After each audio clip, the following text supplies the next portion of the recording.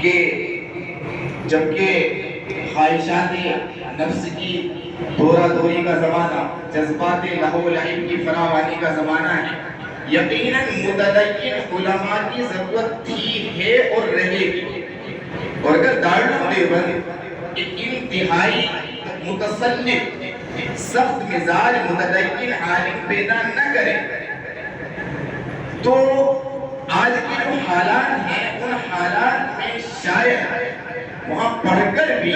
اگر تدین کا مزاج پیدا نہیں ہوا تو باہر شاید سرمایہ کی حفاظت نہ کر سکتے۔ تو ہم ان سے اختلاف کسی بھی درجے میں نہیں کر سکتے۔ انہوں نے دارالعلوم دیوبند کے مشن اور مقصد کو سمجھایا،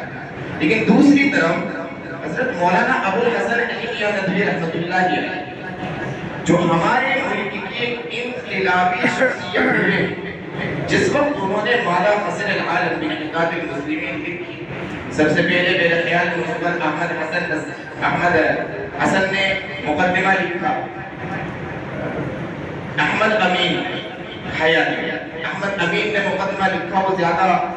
مقبول نہ ہوا، پذیرائی نہیں مل سکی۔ دوسرا مقدمہ اخوان المسلمین کے ایک بہترین ممبر جو شہید بھی ہوئے انہوں نے لکھا۔ اس کے بعد اس کتاب کو بے انتہا پذیرائی ملی اور عرب ممالک کے اندر وہ کتاب بے انتہا مقبول ہوئی اور سب سے زیادہ نسخے اس کے چھپے۔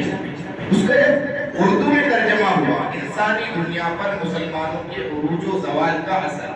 اس کتاب کو بھی بے انتہا مقبولیت ملی۔ اس کے تذکرے سے مقصد یہ ہے کہ حضرت علی میاں ندوی رحمۃ اللہ علیہ وہ ایک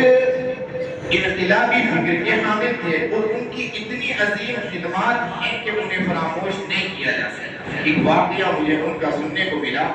کہ جس وقت شاہ فیصل کی حکومت تھی وہ وہاں پر پہنچے اور حضرت اس کے مکان پر گئے تو اس تک تو پہنچنے کے لیے بہت سارے واسطے تھے۔ ایسا محسوس ہوا کہ جو واسطے ہیں وہ ملنے نہیں دیں گے، تو حضرت نے اتنا کہلوایا کہ جاتے اتنا کہتے ہیں کہ انا ابو الحسن من الہند، میں ابو الحسن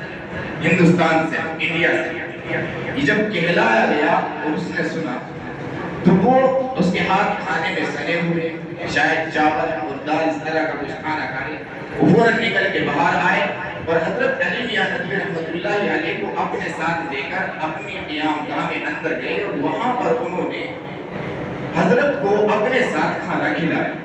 اور جب کبھی حضرت جایا کرتے تھے تو میں نے یہ بھی سنا ہے کہ حضرت کی کار کی کھڑکی شاہ فیصل اپنے ہاتھ سے کھول دیا کرتے ہیں۔